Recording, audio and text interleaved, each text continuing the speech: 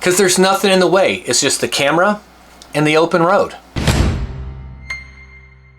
So my thoughts about this after having it for a couple of weeks now, I mean, for the most part, it does what it says it's gonna do. Sometimes it just takes a really long time to do it, I think. I have mixed emotions about it. I mean, the project is a cool concept, and I'm interested in where they're taking it, where they go with it, who they're gonna sell the data to, how it's gonna be used. I think that's very cool and interesting to me, but it still doesn't feel complete. It feels very beta. So I've had this on my motorcycle for like 2 weeks now. Couple of things about this. It's got this USB-C plug on the side. All the directions, all the people I talk to in the Discord and stuff say, yeah, just slap a USB in there, USB stick, and you'd format it a certain way, put a folder in the root of the drive, and it'll record to the drive as well as through your phone to the cloud. And it doesn't. It does not. I've tried with multiple drives. I've tried it with like a USB to USB-C adapter. I've tried it. I even bought a native USB-C flash drive, and that doesn't work either. It just doesn't. I can't get any of the local footage. My intention was record it in a car, kind of as a baseline, record it with this just mounted on the clamp for the motorcycle. So what I've got on my bike is something like this, where it clamps onto the bike, and I was actually using this for a GoPro. You know, it's got a 1/4-inch screw that just screws on the bottom of this, and the whole thing clamps on the front of the bike so you can see everything in front of you. For the Hivemapper app, up in this spot in the top there, it gives you a preview window of what the camera sees, or it's supposed to, at least. You know, admittedly, when I'm on the bike, some of those preview photos are leaned in one direction or another, and maybe they're not usable, but it's still very good quality as far as the quality of the image, because there's no windshield, there's no, you know, front of the vehicle, there's nothing in the way. It's just the camera and the open road. You know, another piece that kind of gets to me is compatibilities. Like, I've got to keep my phone on the app with the screen on, or it loses connection. Not instantly, but it slowly loses connection. And then I don't gather as much footage to the phone that then gets uploaded. Yeah, not a fan there. The GPS on this thing is iffy, and it may be because of the area that I'm in, and that's understandable, I guess. My GPS on everything else works just fine out here. I don't know, that's kind of a pain to me, because you've really got to have all three solid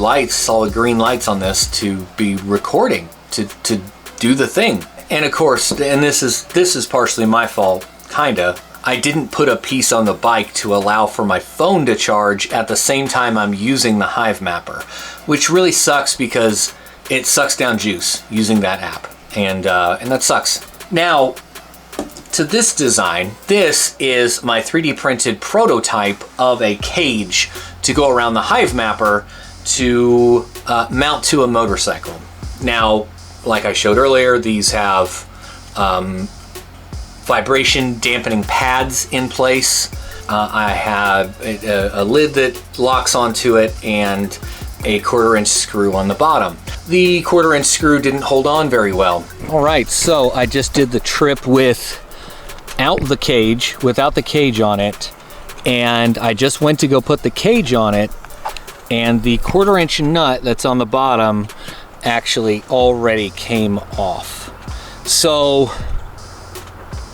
yeah, it didn't sink into place very well at all. I didn't even get to use it. I didn't even get to mount it, which sucks, but is a good thing, because if I'd have mounted it and it fell off, bye-bye Hivemapper. While I was shooting video though, I was looking at my GoPro. The case for the GoPro has, you know, a clasp on the top and then a door on the back that it then slides out of.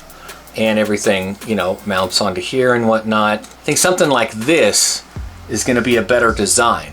One, if I can do, you know, these bottom mounted pieces like this be usable on more devices and accessory clips and mounts and things, so it's not set to a proprietary, connection, so to speak. And while I was putting this thing on the Hivemapper in a church parking lot, I'm sitting here screwing these screws in or unscrewing them, and then I try to screw it back in, and I'm like, this is retarded. There's too much going on. It needs a door that clicks into place. Something like this is gonna be my next iteration if I decide to actually make one, because you know what? This seems to work just fine. Maybe it's because my bike isn't violently,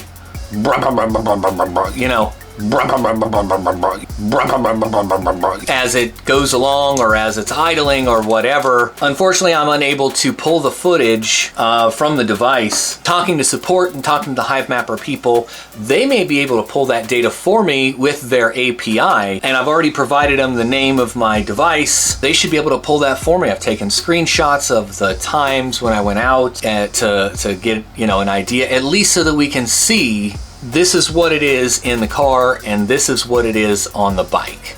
This is probably a good point in the video to say, if you've learned anything or this is the kind of content that you enjoy, give it a thumbs up. Go ahead and like this video and tell your friends about my channel. I'm trying to get to 10,000 subscribers by the end of this year in 2023. I'd really appreciate your help. Been rambling for like 15 minutes now. In conclusion, I like the concept. I like that it is a standalone device. I feel like this could have been an app that just completely utilizes everything on your phone. Put it in a phone mount and you can do everything on the phone because the communication there. But I'm glad that it's not, because it's resource intensive and battery intensive. They're gonna get much better results, I think, with a higher frame camera that's more consistent than with my Samsung versus my wife's Pixel versus an iPhone versus a Huawei or whatever freaking phones are out there now. And consistency's key in a project like this, I believe. At the same time, I feel like a majority of this can be self-contained and rely less on like Wi-Fi communication and a consistent connection here. You increase internal memory, internal storage, add a slot for an SD card so that it can be self-contained, and then you connect it to the phone through the app to upload to the Hive, you know what I mean? You can leave that back onto the end user to say, I want a 256 SSD, I want a 64 gig SSD. Anyway, what do you think about that? Let me know, leave a comment. If this is the kind of content that you like, go ahead and hit that subscribe button and ring the ding-a-ling ding-ding bell for notifications and stuff. And of course, thanks for watching. Turn this fucking thing off.